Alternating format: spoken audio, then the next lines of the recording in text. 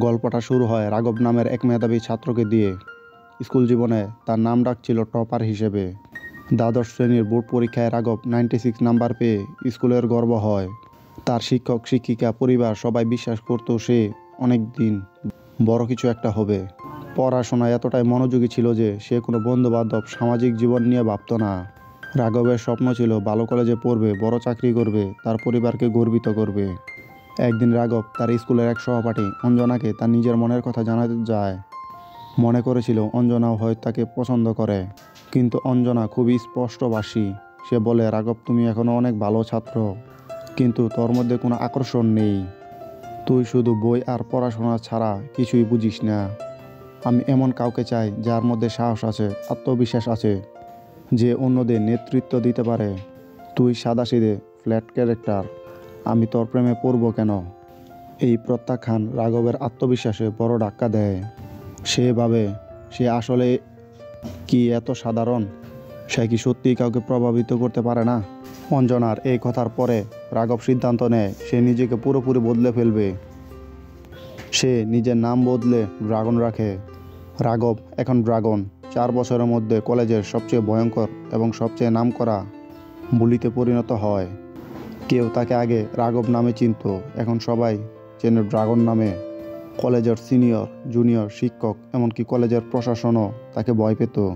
সে 47টা ব্যাকলগের ফাঁকে পড়ে যায়। ক্লাসে উপস্থিত 20%, পড়াশোনার প্রতি কোনো আগ্রহ নেই, শুধু ক্ষমতা দেখানো আর অন্যদের দমন করা।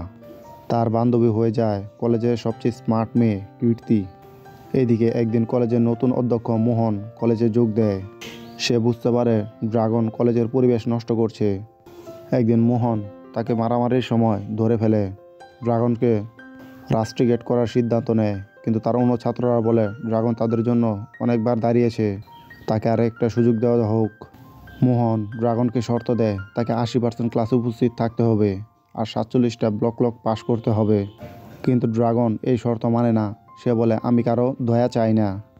সে কলেজ ছেড়ে দেয়। মোহন নতুন ছাত্রদের সতর্ক করে দেয় ড্রাগনের গল্প বলে। আর ড্রাগন সে তখন বাড়িতে ফিরে এসে অভিনয় করে সে চাকরি করছে, কিন্তু আসলে সে কোনো কাজই করছিল না।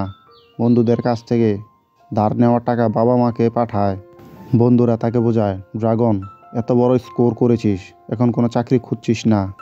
ড্রাগন বলে, আমি 96 পেয়েছি, আমি কেরানি হব, আমি বড় চাকরি করব, কিন্তু কোনো ডিগ্রি নেই, কাজ নেই। একদিন সে তার বান্ধবী কীর্তির সাথে দেখা করে। কীর্তি জানায় সে অন্য একজনকে বিয়ে করতে চলেছে। রাঘব ভেঙে পড়ে, মদ্যপান শুরু করে, দিনরাত মাতাল অবস্থায় থাকে। একদিন সড়ক দুর্ঘটনায় পড়ে হাসপাতালে সে পড়ে থাকে। তখন সে উপলব্ধি করে তার জীবন শেষ হয়ে যাচ্ছে।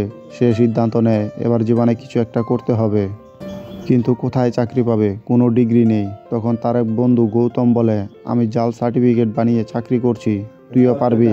প্রথমে রাঘব রাজি হয় না, কিন্তু পরে বাধ্য হয়। সে 10 লাখ টাকা দিয়ে জাল ডিগ্রি বানায়। তার বাবা মা নিজেকে জমি বিক্রি বন্ধ রেখে এই টাকা জোগাড় করে দেয়। এই ডিগ্রি দেখে রাঘব হায়দ্রাবাদের এক বড় কোম্পানিতে চাকরি পায়। নিজের প্রতিভা আর কথা বলার দক্ষতায় যোগ্য প্রমোশন পায়। মাত্র 2 বছরে সে ম্যানেজার হয়ে যায়। গাড়ি, ফ্ল্যাট সব কিছু কিনে ফেলে। বাবা মা খুশি। একদিন তার বাবা পরশুরাম এক ধনী পরিবারের মেয়ের সাথে তার সম্বন্ধ ঠিক করে। মেয়েটার নাম পল্লবী। পল্লবী MBA করেছে আমেরিকা থেকে। সুন্দরী, স্মার্ট, আত্মবিশ্বাসী। পল্লবী রাঘবকে পছন্দ করে। তাদের বিয়ের দিন তারিখ ঠিক করা হয়। রাঘব তখন কোম্পানির আমেরিকার শাখায় পাঠানোর জন্য মনোনীত হয়।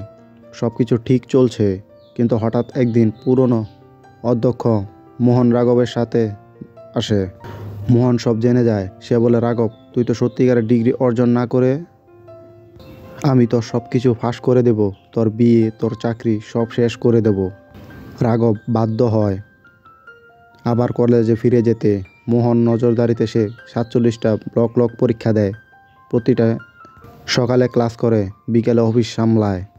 রাঘব নিজের পরিশ্রমে আসল ডিগ্রি অর্জন করে। সে মোহনকে ধন্যবাদ দেয়। মোহন বলে, সত্যিকারের লড়াকু তুই, শর্টকাটে নয়, সঠিক পথে চল। রাঘব বুঝতে পারে জীবন শর্টকাট দিয়ে নয়, কঠোর পরিশ্রম আর সততার মধ্যে জয় করা যায়। সে নিজের অতীত ভুলে সামনে এগিয়ে যায়। পল্লবীর সঙ্গে তার বিয়ে হয়। সে সত্যিকারের সফল মানুষ হয়ে ওঠে।